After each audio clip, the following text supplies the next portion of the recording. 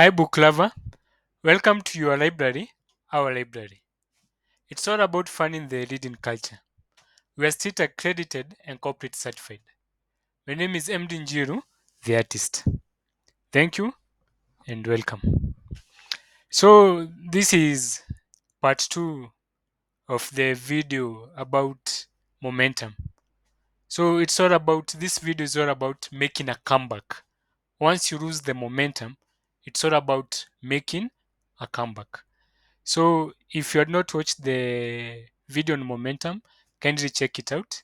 It's all about momentum, and the video was inspired by a story I read from Donald Trump book How to Get Rich. It's about a guy known as William Levitt who had sold his company for billions in today's money, took a break, then decided to come back. But check out the video. So before I proceed, the book of Proverbs, chapter 4 and verse 23, it states that, and above everything else, guard your heart, because it's from your heart that everything else flows. Also, in today's modern world, in today's fast paced world, I would urge people, I myself included, to guard the momentum, because it's the momentum that will make things done. It's the momentum that will create magic. So in my life, I've lost my momentum mara kadhaa, and there's a story that I will share in details towards the end of the video, but sasa nitaiguzia kidogo. So my kid bro, my young bro, when we were in school, kulikuwa na almost a gap of 6 classes. So nakumbuka tuko watoini ile ufala tu watu alikuwa ananiambianga mimi naweza penda tu siku moja nikufikie. And I was like, ai, seriously? Naweza repeat mara classes sita hadi unifikie, you know? Hata alikuwanga naambiwa we acha ufara. Mtu hawezi repeat all those times. Unaona? Eh? Singe repeat hmm? For 6 years until anifikie.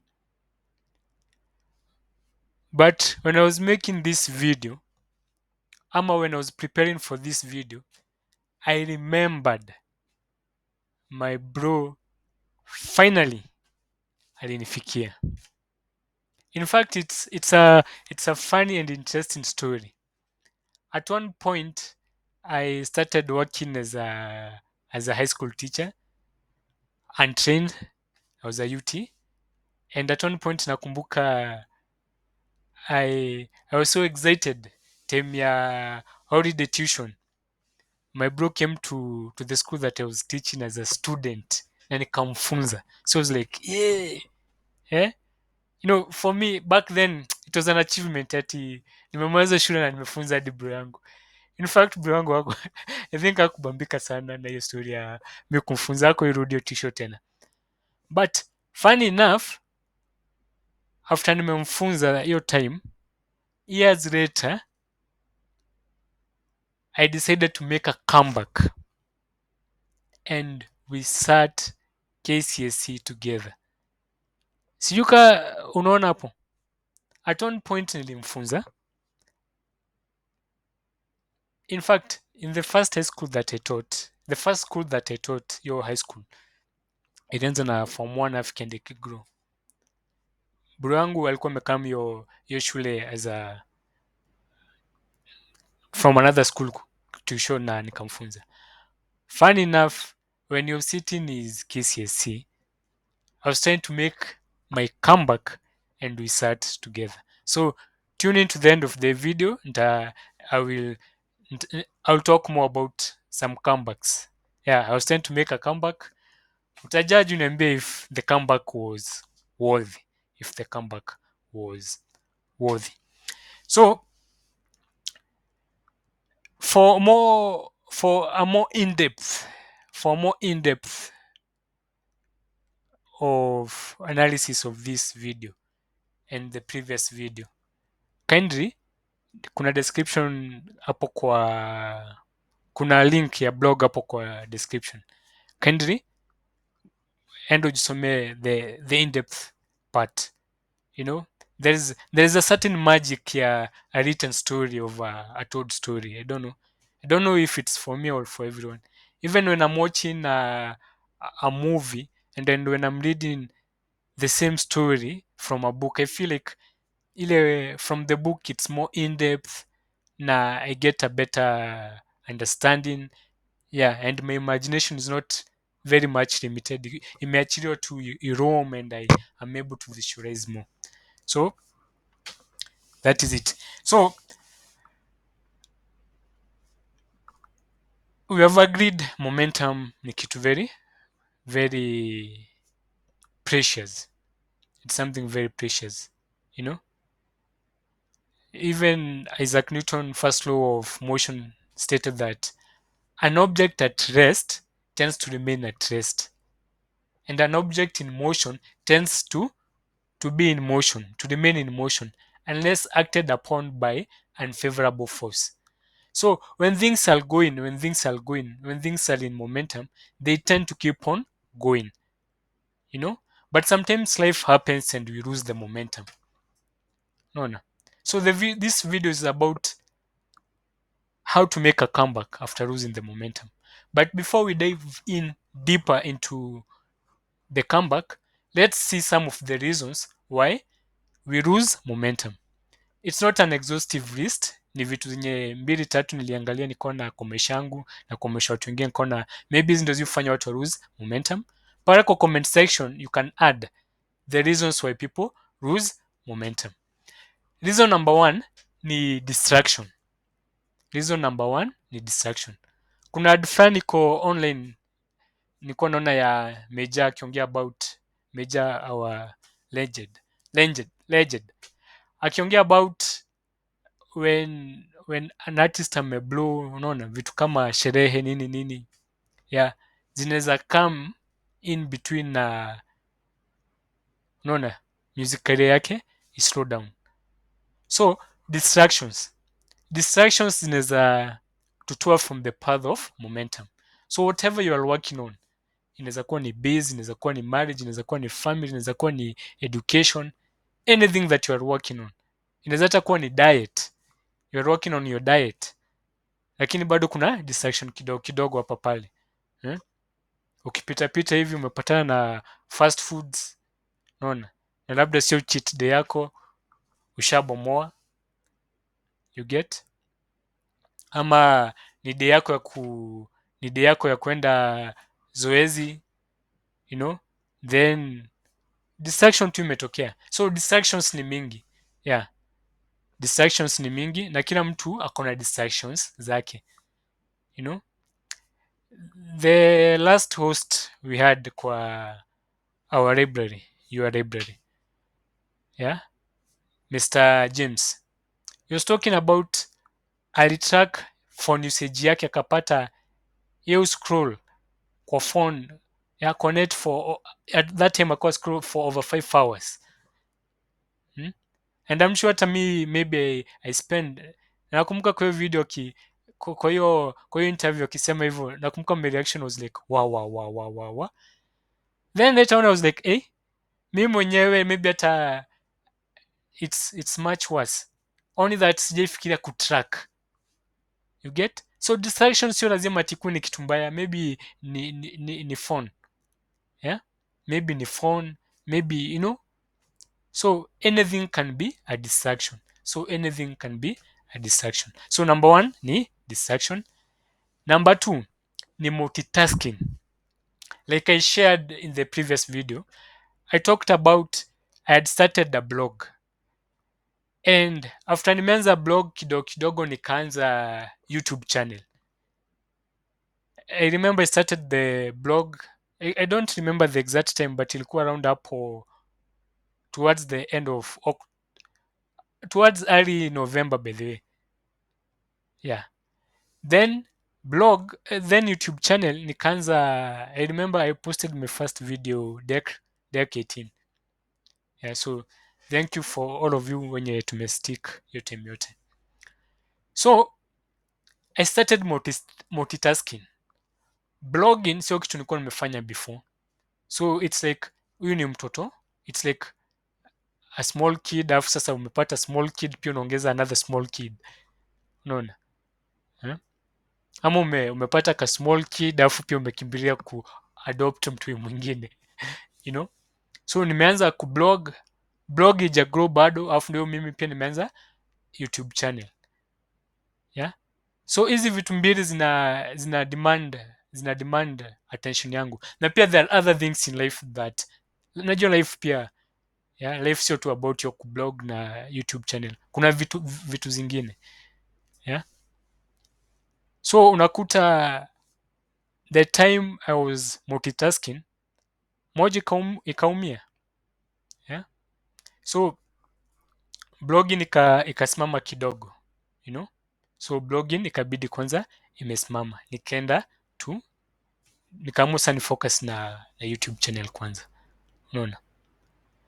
Yeah, so sometimes multitasking sio the best thing. Yeah, sometimes multitasking sio the best thing. Yeah, so you can decide to fanya kitu moja afu ikigrow, ikikuwa na mizizi, kikita mizizi, now you move on to the next. Hata it comes to mind that niliona story ya Idris Elba. He was talking about he has decided his acting career to take a back step kidogo with it, a focus na music, you know. Alikuwa anaongea about kufocus na acting na music at the same time ni draining.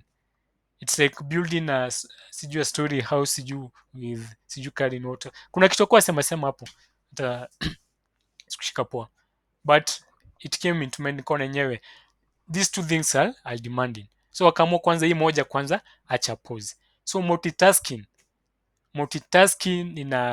it slows down, yeah.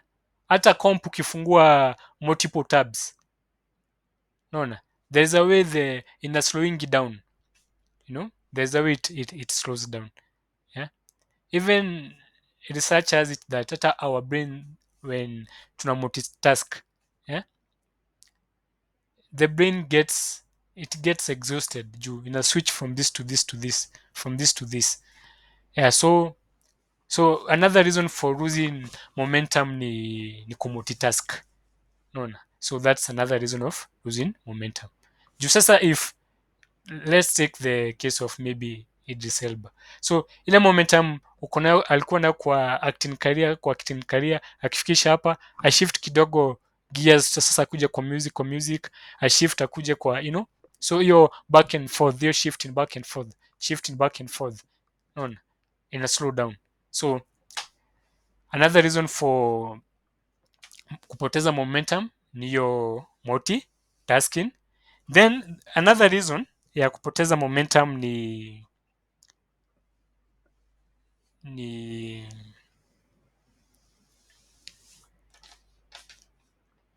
okay, I've talked about distraction, but pia how will I put it, nitaongeza point hapo, like in marathon when those guys are wanakimbia hizo mbio nini, and remember with marathon you have to maintain a momentum, you have to maintain a pace, si ndio? So unakutanga hata the water points they're in strategic places, ndio huyu mtu asikuje a slow down, unaona. So in such a way that the water points are in a strategic place whereby anaweza kuja kama grab maji na endelea tu na kukimbia, you know. Anakunywa akikimbia, there's no luxury of grab maji kuanza kunywa, no, anakunywa akikimbia, maintain the momentum, yeah. Hata I think team Kenya, yeah, na represent team Kenya. So team Kenya hata kwa team niliona kwa marathon whereby mmoja wao anaenda anachukua several water bottles afu anapea wengine, unaona. Hata anaamua kwa hiyo time hata kunywa maji anachukua afu anapea wengine, unaona. So hao wanakunywa, then in the next water point mwingine anachukua anapea wengine. In fact mwenye anachukua at that point hakunywa, hataweza kukunywa, yani akupea wengine, then next water point hivyo hivyo, you get. So angalia nini yenye inaweza kufanya uslow down, angalia nini hii inaweza kufanya uslow down.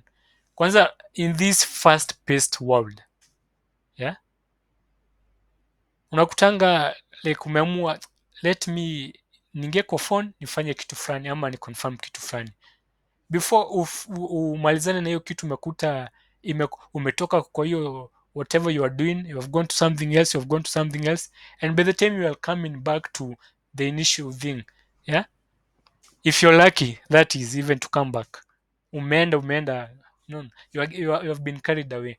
So in this fast paced world, guard your momentum. The same way the writer of the book of Proverbs talks about guarding your heart, because from the heart everything flows. In this fast-paced world, the best thing you can do, yeah, guard your momentum. And remember, I say that I'm not talking from a point of expertise. Take it like a session, yeah, Alcoholics Anonymous, whereby we're just sharing the experiences. Yeah, I can also like to hear from you. Pale kwa comment section, reach out. Yeah, so I'm not sharing from at your place of expertise. Ni zile vitu pia hata mimi nimejaribu nikaona nikifanya hivi na hivi ila ni mess, nikifanya hivi na hivi ila ni mess, you know. So that said, kama kuna more reasons unaweza share na sisi pale kwa comment section. That said, let's look at after sasa mtu amelose momentum, you have been out of the game. One more point before I move on. Life. Yeah, one more point about lose momentum. Life happens. Life happens. Life will happen. Life ikihappen, life ikihappen, it may happen. It can throw you off course. Now, when life happens, it happens. Yeah. Sometimes unakuta, I have a friend who ni fitness enthusiast, alikuwa apenda kuworkout, bado anapenda kuworkout, akakuwa msik kidogo. Okay, sio msik kidogo, akakuwa msik, unaona. So angeweza kuendelea na tizi, hata akipenda hajezi endelea. At that moment amekuwa msik, yeah? Energy yake yote hata anafikiria venye atarecover. So hiyo ni life may happen, unaona, na ni mtu committed na exercise routine yake, but life may happen, so life ikihappen, there's nothing you can do, unaona. Kitambo, before, with time we grow, we understand things, and we tend even to kuanza kuelewa perspective ya watu wengine. Kitambo nilikuwa soma tu maybe kwa magazines, hizi lifestyle magazines za women and all that, they were talking about career women postponing getting married, career women postponing on giving birth. Sikuwa naelewa, but saizi ndio nimeanza kukam ku understand. Anyone who has a career, I think dream yake ni craze the ladder as much as anaweza, si ndio, na as fast as anaweza.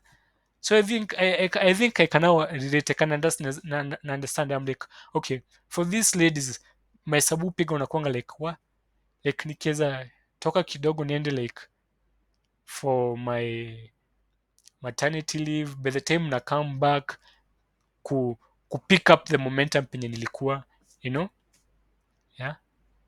Alafu it's funny, some companies even in Kenya, they don't have the luxury, yeah? Kuna kampuni zingine the moment wamejua tu dem ako na ball, ndio sasa yuko guaranteed akienda maternity leave atarudi apate job yake. In fact, most companies hata siku hizi story ya contract ama hata kitu permanent inakuja ikikuwa phased out. So mtu anafanya hesabu, nikitaka kuanza family I can't even come back to my job. So I think with time mtu anakama kilewa vitu kaa hizo. So acha tuangalie after momentum imepotea, life maybe may happen, maybe distractions zime happen, yeah, you know, maybe mtu multitask aka burnout, so anataka ku come back to the game, atafanya aje? So for this part, this second part ya making a comeback,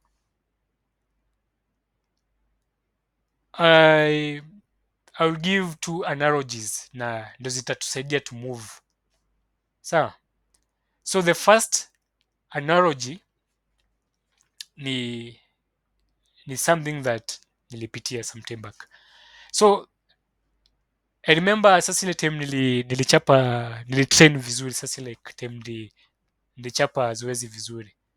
So I was a bit skinny. Not a bit, I was very skinny and I was like, what? Acha nione kama naweza ongeza tunyama kidogo. So nikaingia gym, nikaanza kuchapa, nikachapa. Then after a period of time nikaanza kuona what do you call it? Results. Nikaanza kuona results. Then nikaendelea afu ikafika place hata nikarelocate. Nikachange job na nikarelocate. Na nikaendelea bado na zoezi. You know? Then ikafika place like life ika happen. Hiyo kitu inaitwa life ikaniapenia. So nikajipata as much as naweza penda kutrain siezi. Yeah? Mwili na roho inataka. Naona? Roho inatamani lakini hakuna uwezo. Yeah, so later I was like, oh, I need to get back. I need to get back to training. Alafu hiyo time yenye I was away from training, nikajipata nimeruse. Naona? Nimeruse the gains that I had. So that's the first analogy.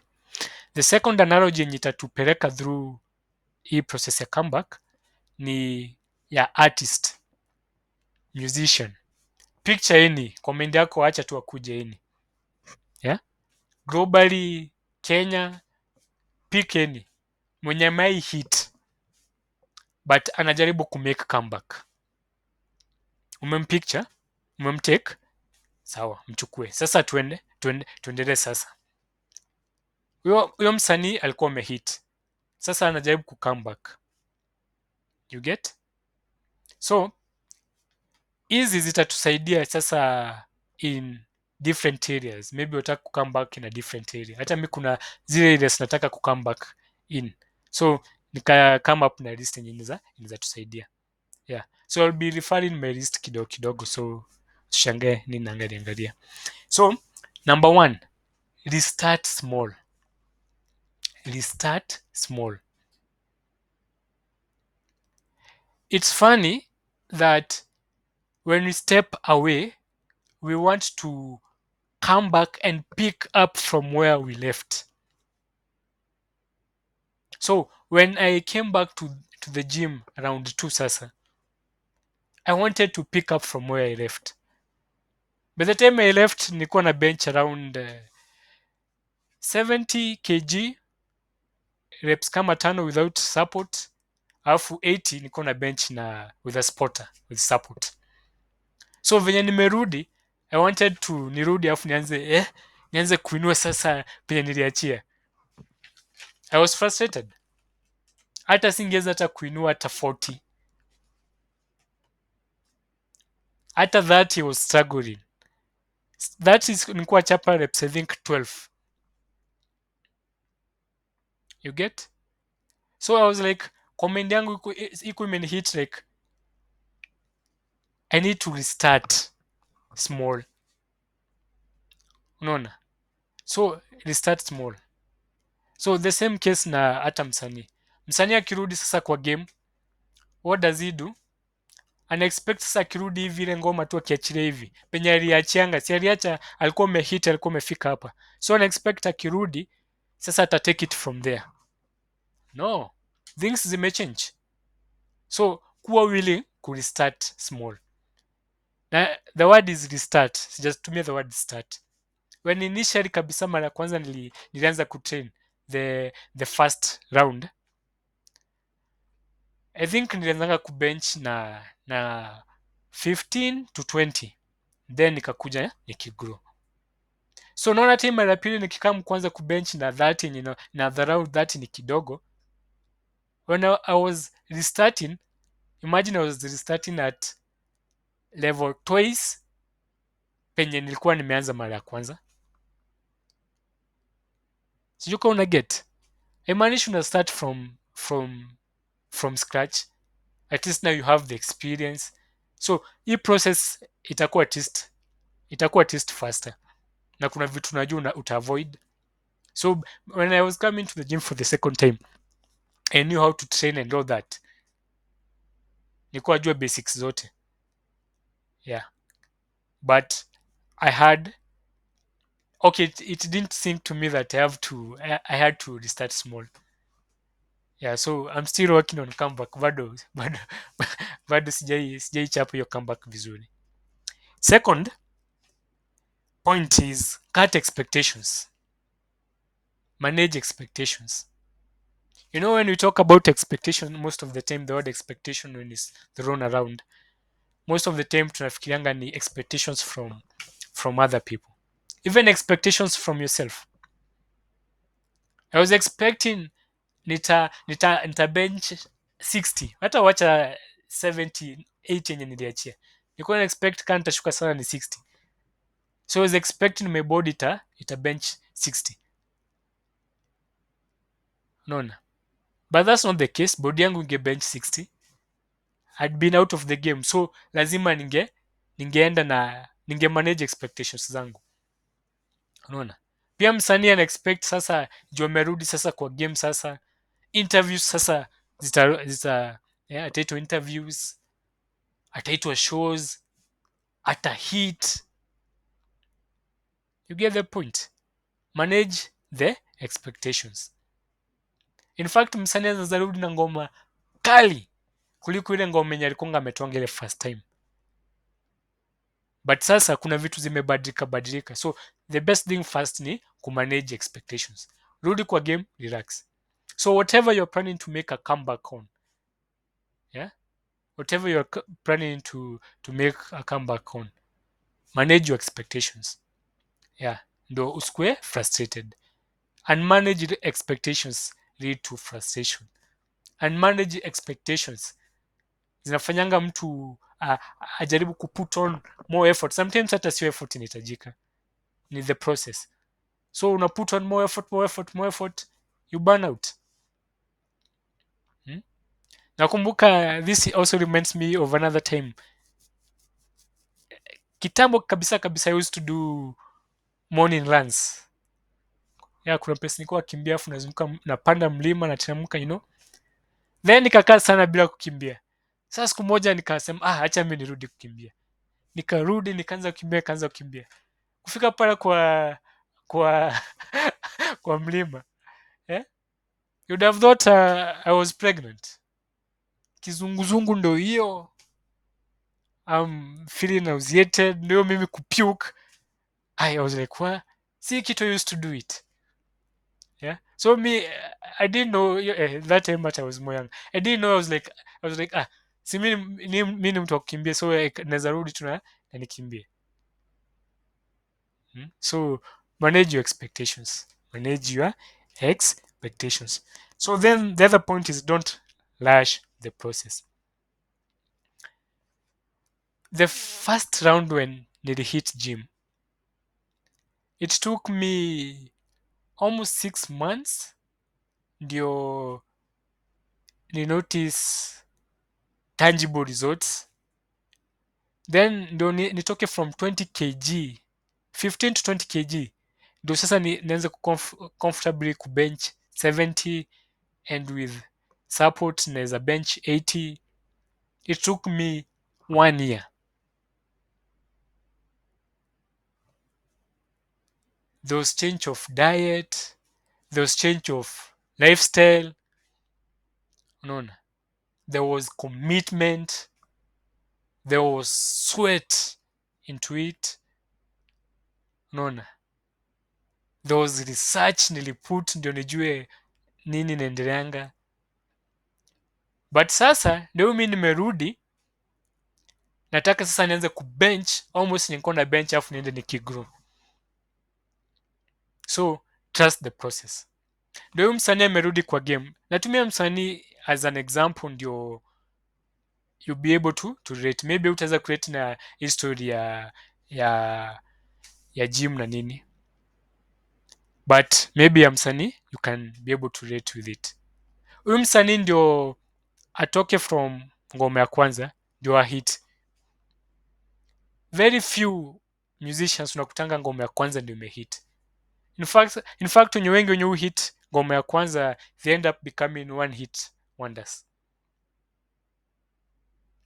Most artists unakutanga alitoa ngoma ya kwanza, ya pili, akatoa album hivyo hivyo hivyo hivyo, then after mehit time yenye mehit ameblow up, ndio watu wako like acha tuone zile ngoma zingine zake. It's a journey. Sasa hii time ya comeback, mbona unataka kurudi na uanze kufanya the thing exactly? In fact kwa blog nimepeana a good example. Nimepeana example ya back in primary school, yeah, when system was different. Utaisoma hapo kwa blog. There's a time tulikuwa tunafunga, nakumbuka kwa time fulani tulifunga shule for so long. I think walimu wali strike, sijui tulifunga, walimu waka strike, sasa tulikaa home for so long. At one point nakishanga nakumbuka nikishanga jiko na some of my books, you know. Nakumbuka tukirudi kwa shule, ukijaribu kuandika handwriting ilikuwa ina, you know, hata kushika pen ilikuwa shida. Kushika pen tu unakuta ina feel awkward, unaona. It used to take time ndio mtu sasa azoee, alafu sasa the moment umerudi umeanza ku take time, sasa it becomes easy for you to write, it becomes easy for you to write, unaona. But hakuna mtu akao sema I'm writing awkwardly, I'm writing funny, anasema nimeacha sasa sitakuwa nikiandika. Hapana. Same case na comeback. Ukirudi it will feel awkward, ukirudi itakaa funny, unaona. Ukirudi pia kuna comeback mistakes pale. Ukianza kuna zile beginners mistake, ukirudi pia kuna comeback mistakes. It's a learning process. So the key thing ni continue. Venye tu tukua shule tu mtu akuwa na continue to write afu with the time ina flow. You get? So the same thing na whatever you want to do a comeback in. Ukirudi itakaa funny, itakaa awkward, you know, but you just keep on doing it. You just keep on doing it. Eventually, yeah, you'll be happy that you made a comeback. And in fact, comeback you can make a comeback na sasa uexceed. Imaanishi sasa ati ukimake comeback ulikuwa hapa sasa tunarudi hapo. Hapana, sasa unaweza kuja hata upite. But trust the process. The beauty of comeback ni ati unakam na experience. Kuna vitu ulikuwa umelearn, so you're not starting from scratch. So just trust the process. Trust the process. Then I hope tuko pamoja. I hope tuko pamoja. So thank you for watching, na shikilia tu hapo tumalizie.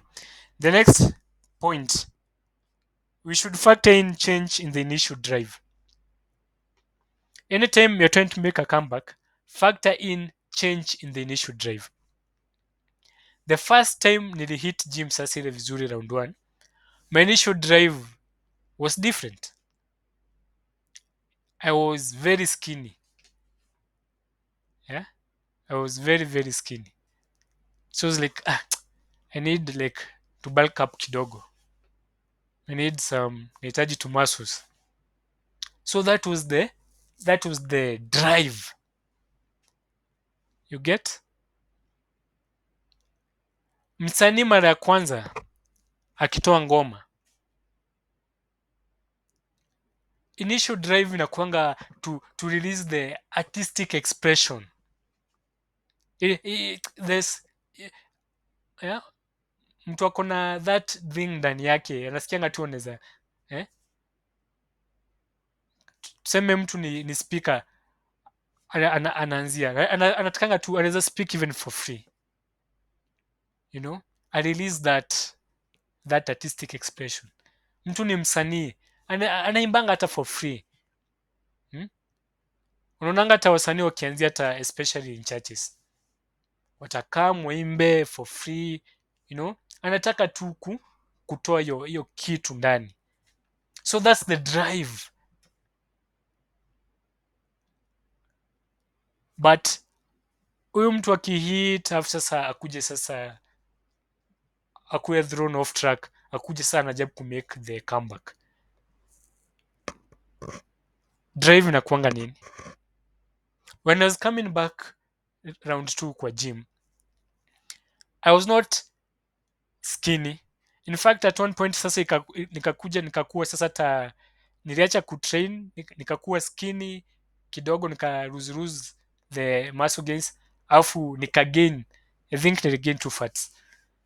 So nikikam back, hata siku ati na ile aji kubwa ya ati nataka ati ku gain, you know, that kind issue drive ilikuwa imefifia. Msanii akikam kumake hii comeback mara ya pili, ile artistic expression ashaji express, unakutanga sasa it's the secondary, what do we call it, comeback most of the time inakuanga driven by the secondary benefits.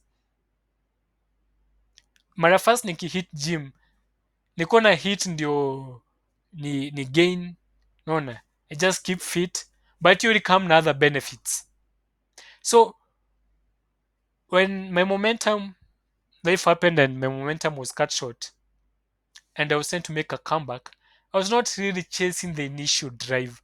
I was chasing the secondary benefits that came with kukuwa nimework out fiti. Msanii after amehit, there comes money, there comes fame and many other benefits. Other perks come with that. So sometimes hata akirudi kwa game, unakutanga anarudi kwa game sio sana for the artistic expression, anarudi for the secondary benefits.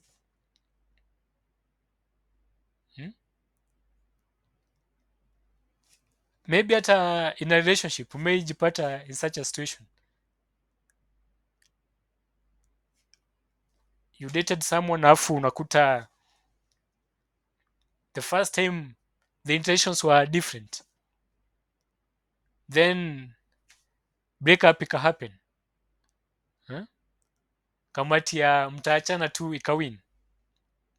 Now when maybe una try ku come back to that person, unakuta sasa it's the secondary benefits, yeah, how that person used to make you feel, ndo sasa unajaribu kuchase, not necessarily that person is venye alikutreat, you know. So sometimes the secondary benefits ndo zina tudrivingi, and when the secondary benefits drive us, the comeback itakuwa filled with frustration. The comeback itakuwa filled with frustration. So when you're trying to make a comeback, try and find a reason yenye inaweza kudrive kabisa, because they say when the why is strong enough, the how will fall in place. So find a strong why. Yeah, don't make a comeback for the secondary benefits, for the secondary perks. Nanipata? Thank you. Then the other factor that you need to consider is that Factor the alternatives present when building the initial momentum. When I was starting to work out round one, the alternatives present were different. The alternatives present were different. Your time was like nitoke job, nichape tizi. Nitoke job, nichape tizi. Those were the alternatives present to me at that time.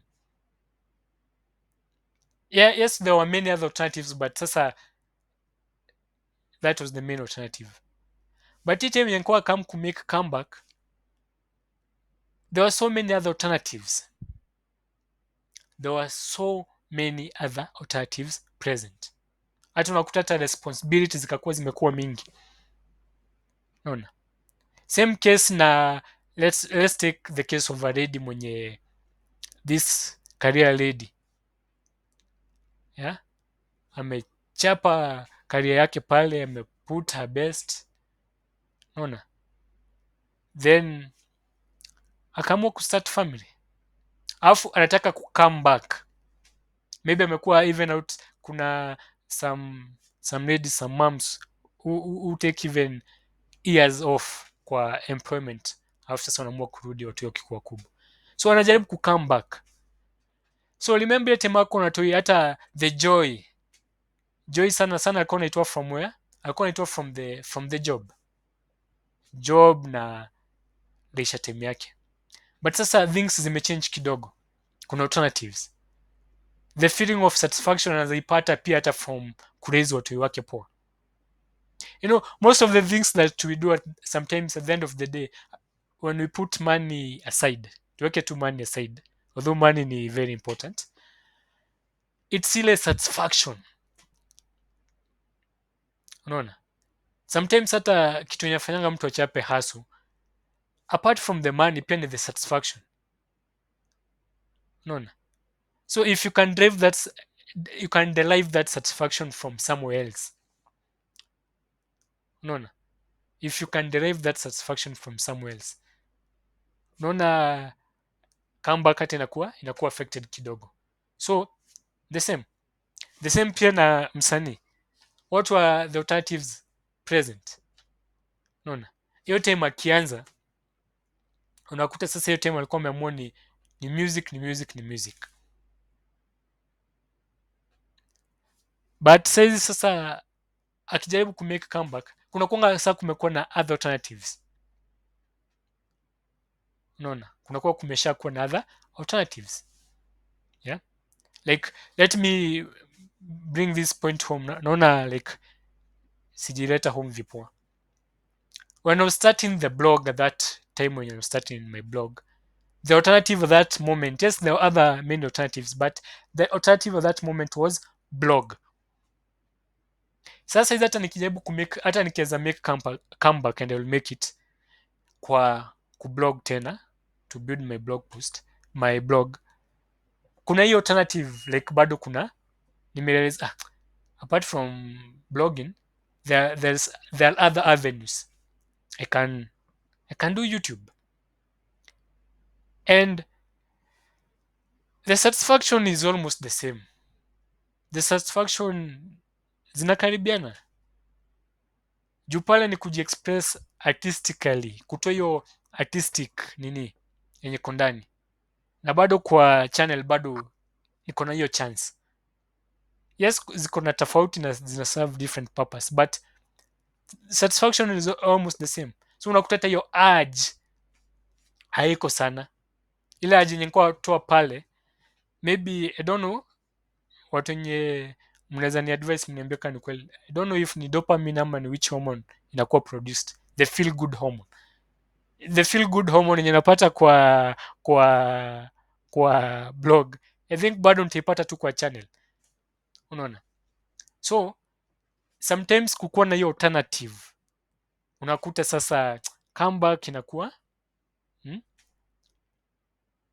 inakuwa shaky.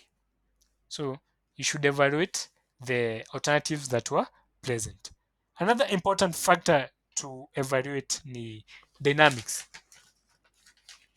Dynamics. Nimedecide kumake comeback. But before niingie kwa comeback ya gym, my initial time yenye nilikuwa na train, the dynamics were different. In fact nakumkanga niliendanga gym ilikuwa na wasi very supportive, it was a community. Unaona? Nakumbuka nikienda mara first kuulizia na sikuwa nimekaa mati kutrain, nilikuwa nimevaa official. Nakumbuka nikiambiwa na wasi just start. We chapa sasa itakuwa easy ya kesho ukuje. Toa shati, chapa na vest. I was hesitant, nikaenda half sasa ndio nikarudi many months later. So nikapata the same guys and was like, I wish ningeanza ile time. So nikachapa. Those guys, najua ukianza kitu like hiyo time sikuwa ajua anything. They were very accommodating. I was a beginner but wakanifunza how to go about it. Gym yenyewe ilikuwa place kwa barabara. Nilikuwa tokanga job na shuka tu mat na vuka barabara naingia gym na chapa hiyo gym naenda kwa hao. You get? So hata time yenye siku yenye nimebita aje nasikia hapana siwezi. Hata nichelewe job aje, hiyo gym ilikuwa inaenda up to 8 hours. Singeweza, yani unless tu nikate kabisa, but nilikuwa naiona ndio ile. Hata time yenye nataka kupita nilikuwa sikia tu inaniitaita tu kwa mat. Kuja tu. So nashuka naingia na train naenda. Nashuka na train, nashuka naingia gym na train naenda. I told you nikarelocate. Na place nilienda bado nikaanza gym na nikaendelea. Then tena nikarelocate afu place sasa nilienda sasa nikijaribu kumake comeback. Hakukuwa na gym karibu. Hakukuwa na gym karibu. You have to walk for a long distance ndio upate gym. Afu gym yenyewe ukienda unakuta there are no equipments. Gym yenyewe unaenda unakuta hakuna equipments. So unaona hapo dynamics zimechange. Dynamics zimechange kabisa. Ile psych sasa hata unakuta hakuna. You get the point? Ile time nikitrain nilikuwa nimepata hata spotters. Spotter ni mtu wa kusaidia ukitrain, mtu mnatrain yeye. Hata nilikuwa nimepata training buddy in my second gym. Kwanza my training buddy was in my second gym after nilirelocate, my training buddy was my colleague. So tulikuwa tunatukanga job pamoja, tunaenda zoezi pamoja. So our schedules zilikuwa zinaambatana. So hii time na make comeback, nimeenda gym ingine, unakuta hata kupata training buddy ni ngumu. So dynamic ina change. Sijui kuna niget. Tuende kwa msanii. Msanii time anajaribu kumake comeback, dynamics zimechange. Maybe yule producer alikuwa na work na yeye ile time, saizi hayuko. Maybe ile management ilikuwa ile time, saizi haiko. Maybe wale watu walikuwa na push music yake kwa media and all that, saizi haiko. Ama msanii ajaribu kumake comeback, hii time ajaribu kumake comeback, things zimechange. Saizi vitu ziko kwa social media platforms. Na alikuwa amezoea kudropingi CD kwa media houses. So hiyo transition inakuwa ngumu. So it's hard to make a comeback. It's really hard to make a comeback. So whatever you are doing, jaribu maintain your momentum. Whatever you are doing, jaribu maintain that momentum. Because once you are trying to come to make a comeback, dynamics will change. Once unajaribu kumake a comeback, dynamics zibadilika.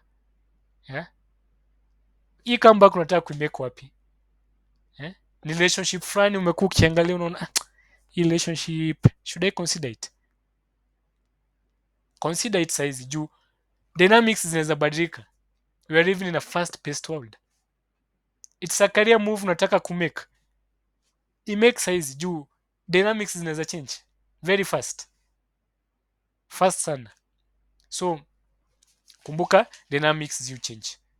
So ukikumbuka dynamics ziu change, yeah. Then sasa the other thing is that don't beat yourself up when you're trying to make a comeback. Don't beat yourself up.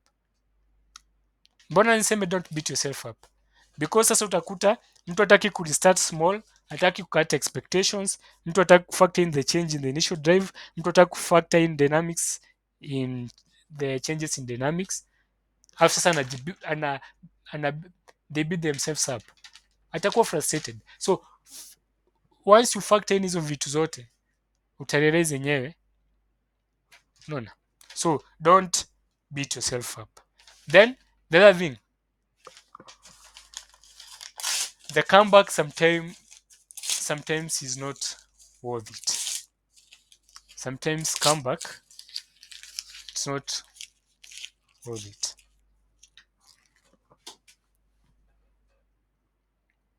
You remember nilisha pale mwanzo the story about my bro. When my bro was young, tulikuwa tumechana na classes kama 6 classes. Alikuwa semanga nataka siku moja nitakufikia. Hiyo time ilikuwa inakaa unrealistic and all that. Then I finally did my KCSE.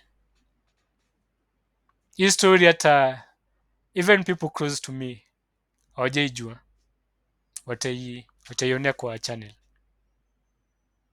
I did my KCSE. Nika hata kwenda cut off ya kwenda kampo back then. Nikaihata na 1 point. I scored a B of 62 points.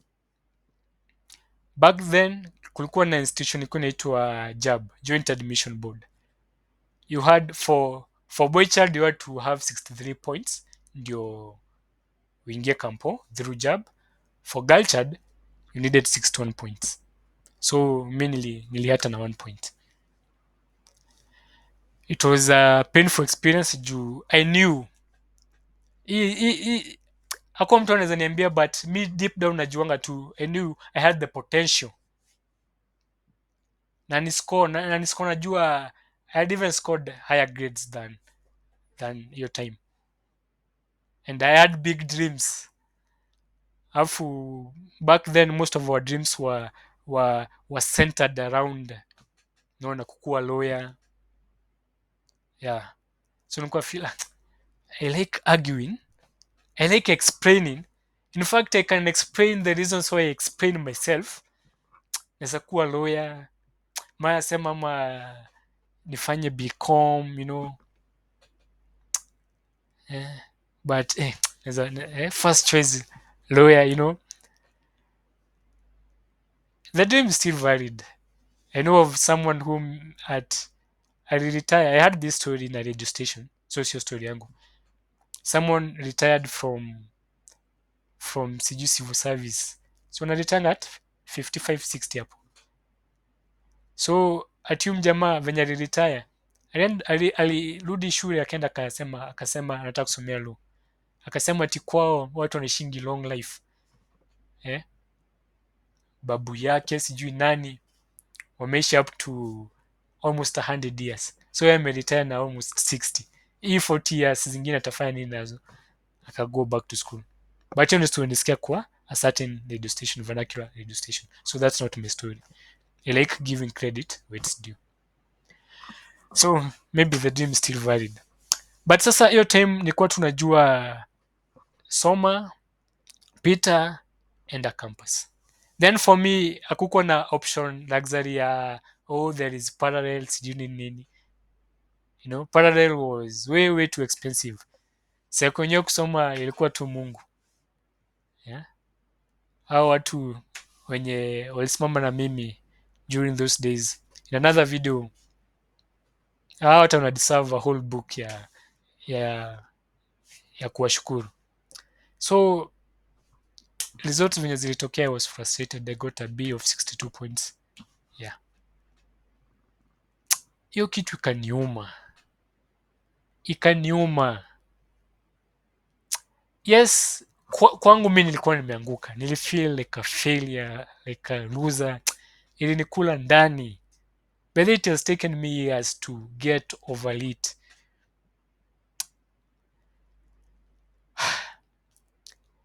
Nikaanza hustle hapa kule hapa pale, but I was like a single point. I think hata ilinimake nisiku nikigive my best in in many areas. I was like unaweza give your best afu inini ukuwe frustrated just because of a single point. So kidogo kidogo nakumbuka mjama fulani tulikuwa na same primary school. So this guy, I'm still talking about momentum and comeback. Usiende pahali. So this guy alikuwa nyuma yangu na 2 classes. Nilikuwa primary school. So venye yeye alisikoingi minor. So venye yeye alienda kampo time ya long holidays. Alikuwa anafunza shule fulani. So mi kwa mind yangu I was like, maybe naweza funza. All along nilikuwa nimefunza to show home nini. Maybe naweza enda shule nifunze. But kale kakitu kananikula like I'm a failure. Nitafunza watoto nini? Nitafunza wanafunzi nini? I'm a failure. But I was like, kama huyu mjamaa nilikuwa 2 years ahead of him. Sasa naona na reason in terms of years, 2 years ahead of him na anafunza. So hiyo ilinipanga motisha somehow nika nini. In fact nakumbuka nikiongea naye akaniambia kuna shule inaanza na nikapata job ya kufunza. So hii time yenye nafunza bado na feel like I'm not worthy enough, you know. In fact nakumbuka hata hiyo time nikifunza bado nilikuwa rebellious as a teacher, like nilikuwa feel like I'm not worthy kabisa, unaona. Nakumbuka wenye hiyo school sasa yenye tulikuwa tunafunza nayo, sasa kuna walimu walikuanga hapo, unakuta sasa ati unaenda shule zingine, you are still young, kupeana hizi motivation talks kwa wenye wako high school. Mimi na invite I'm like no, nitaenda kuambiwa hao wanafunzi nini, you can make it. Hiyo kitu ilikuwa inanikula kabisa. So nikang'ang'ana hiyo shule, nikafunza, ilikuwa tu form 1, nikagrow nayo, nikaenda shule ingine, it took me time kujikubali mi ni mwalimu, unaona. It took me time. I think hata sikutoka nimejikubali juu nilikuwa feel na hata nikiambia wanafunzi study hard, go to campus, I'm like so nikajikuta nimefunza nilifunza hiyo time 2011, 2012, 2013, unaona. Alafu kwanza hiyo time najua nilikuwa penda tu kufunza psycho, like nilikuwa tafuta hiyo, is it validation ama nini, nilikuwa I wanted to prove something to myself. Then hii story inateka a dramatic twist. Nikapewa kazi ya kukuwa a private tutor kwa mwanafunzi fulani. So nikajipata nafunza all the subjects. In fact, kwa hiyo performance yangu kitu yenye iliniangushanga ni maths na Kiswahili. Maths ndio nilikuwa na C, Kiswahili nilikuwa na C. Hizi zingine nilikuwa nimeperform at least better. I think nilikuwa na every grade. History nilikuwa na A, Kiswahili nilikuwa na A-, English nilikuwa na B+. So I think nilipata all the grades from A to C.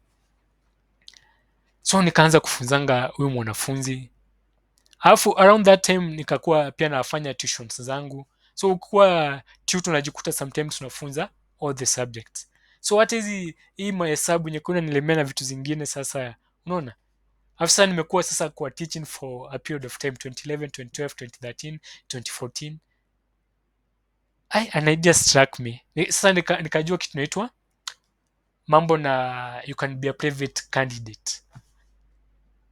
So private candidate unaendanga una register exam yako, unajisomea afu na nini. So I was like hii miaka yote nimefunza kitu kama hii CRE yenye nimekuwa nikifunza for these years. Sasa hata sitagonga A-. Si mimi ni mwalimu, inagonga A. kitu kama hii business yenye nagonga B plus, hii nagonga A. Sijui kuna ni get. Nimekuwa mwalimu, so I was like if ile time nilipata ile grade, saizi nitapata a better grade. Mark you, hii time nishata fanya accounts, nisha pick up accounts na nimeanza kufanya hizi CPAs. Nimefika section 4. And let me share something kidogo. With the CPAs back then, sijui kama imechange. You can, ukimaliza CPA unaweza kuwa exempted from CPA uingie BCom. Yani unaweza kuwa exempted pale degree, bado uanze year 1, uanze hata third year ama second year depending na ni uni gani. But me, I needed to prove myself that mi ni campus material. Sikuwa nataka hizi exemptions. I was doing it for myself, nilikuwa ifanya chini ya maji. So I registered as a private candidate. Which year? 2014. Na yeye mwingine afanya KCSE time. My young brother. And the first class yenye nilifunza tukianza ile shule. Pia nao sasa hii time ndio wamefika. Juu nianza kufunza 2011. Hii time ndio wamefika form 4. You know? Nakumbuka nilikuwa ina mess. Nakumbuka sasa I went and registered shule kwa I went and registered my exam center as Thogoto Teachers Training College. But hakuna lab. Nikaambiwa nitafute place nawezaenda kufanyia lab. Place nilitafuta, kumbe hata kuna wanafunzi wengine wenye nilikuwa nimefunzanga walitransfer wakaenda hiyo shule. Kuna wanafunzi wengine my classmates wenye walikuwa classmates wa bro yangu primary school wako hiyo shule. The environment, you know. Nakumbuka hata nikidanganya watu, naambia watu, you know, mimi ni hiyo ndio shida coach so many American movies. Ati mimi ni undercover. Sasa I had ile concept ya undercover agent. Juu sasa 2 papers tu ndio nilienda kufanya kwa shule practical kwa hiyo high school. So nilijifanya ati mimi ni mtu wa neck. Naona ati nimekaa kufanya exam chini ya maji ndio nione areas hiyo nini hizo practicals zinaenda aje. Najua sasa wajuu kwenye hizo papers zingine nafanyia. In fact hata time ya prac si walimu wanafanyanga praco. So nilijaribu ku create that narrative. Sijui kama walibaya ama hawakubai. In fact mwanafunzi nilikuwa nimefunza akaona nikifanya praco na I think it's heartbreaking. Results zikatokea. Sema kupata A. Wapi? Sema kupata A minus. B plus. B.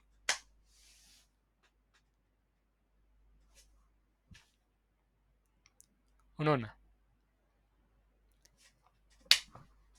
Bado nilipita by Kenyan standards. I think nilipita juu hiyo grade yenye nilipata bado ningeenda nayo parallel. But I was so ashamed of myself. Hata singeidhani hii story nitaisha siku moja. But kuna place nilikuwa soma ama nisikia picha kisema sometimes the best gift you can give to others ni the pain yenye go through. You can give people as your gift. So I'm sure maybe kuna mtu anaona hii video amekuwa trapped na feelings of shame, feelings of guilt, feelings of frustrations. This is my gift to you. I was ashamed of myself. I felt guilty. Sijui naweza kuambia nilifeelingi aje. Sikuambianga hata nani. Kwanza najua plan yangu ilikuwa nini? Nimalize sasa CPA. Nikimaliza sasa hii CPA, si bado nitakuwa exempted. Nitaenda nifanye BCom. Alafu sasa nitaingia na job. I think it was a valid dream. Nikiingia na job, sasa niende nifanye law. Sijui nilikuwa jaribu hiyo technique ya Babu Owino na hata time sikuwa nimejua Babu Owino na story yake. But haiku work out. Umesikia once bitten twice shy.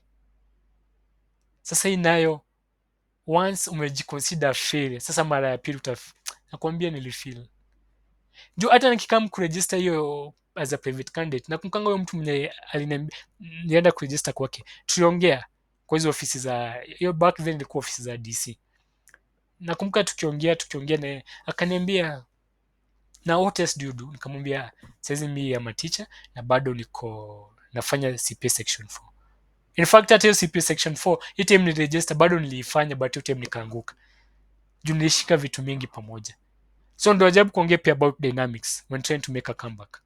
What were the dynamics kwa history yangu? So many. One, hiyo time nilikuwa fanya hii exam mara ya pili. Yes, I was now a teacher, that was an advantage. But kuna dynamic moja ilikuwa imechange. Nilikuwa najihasilia.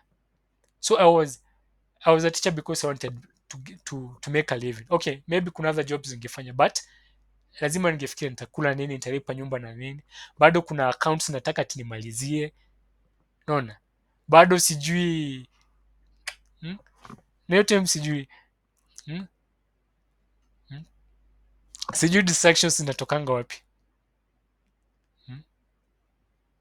Dem nilikuwa nimekatia for long hajaingia box na hata nimerusha mikono. Hiyo time hata ndio uliingianga box.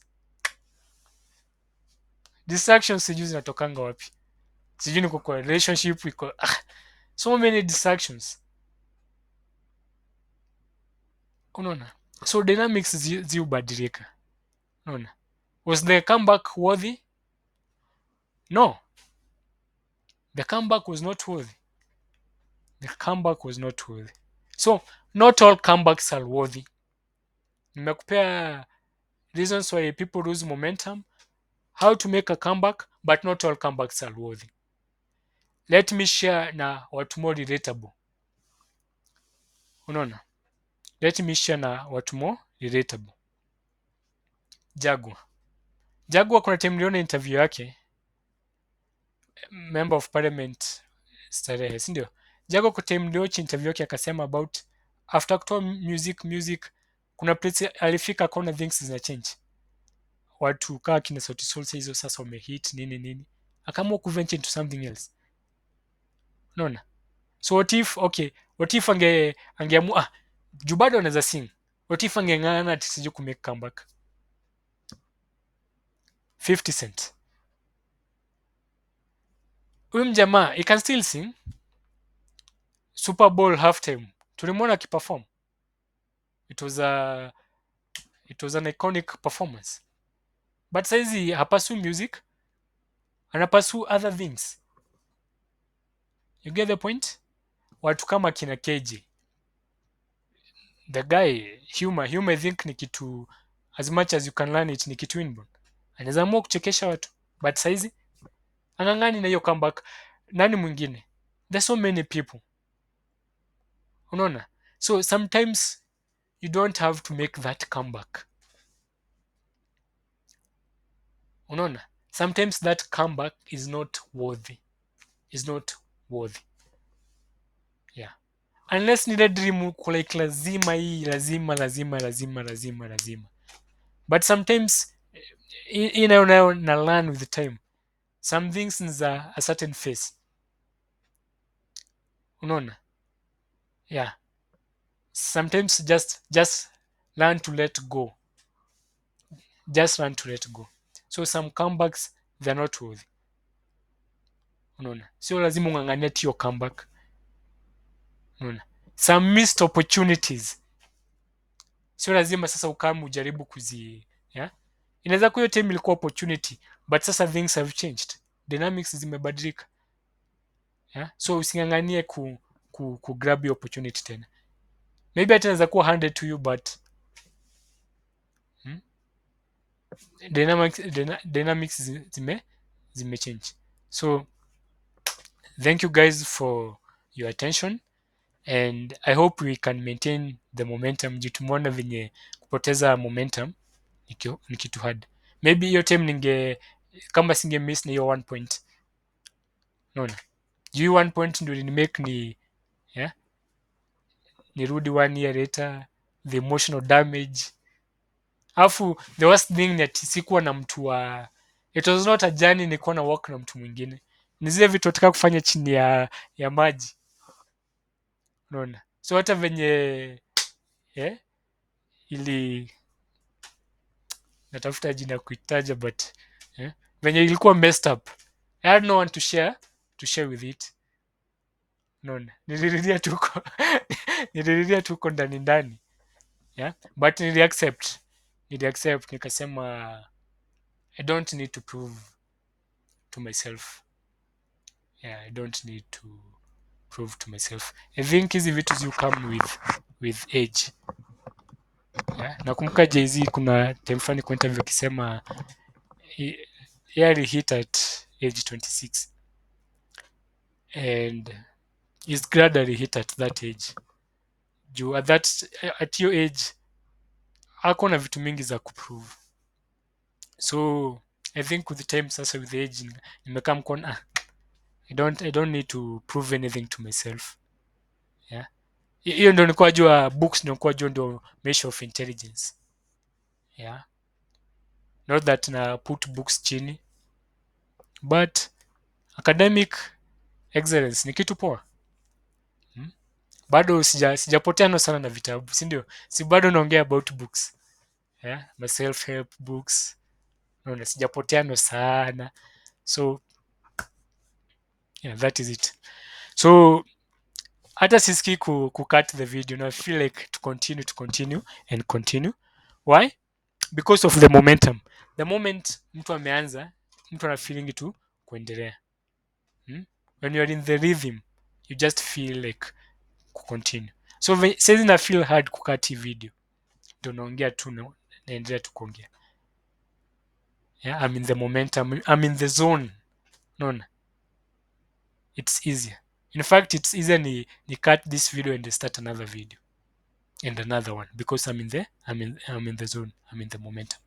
But ile time yenye nitakati video afu nikae 3-4 days outside bila kutengeneza video ingine, by the time nakam kurecord ingine, you know. So guys, thank you very much. Whatever you are doing, safeguard your momentum. Some comebacks, they're not worth it. So thank you.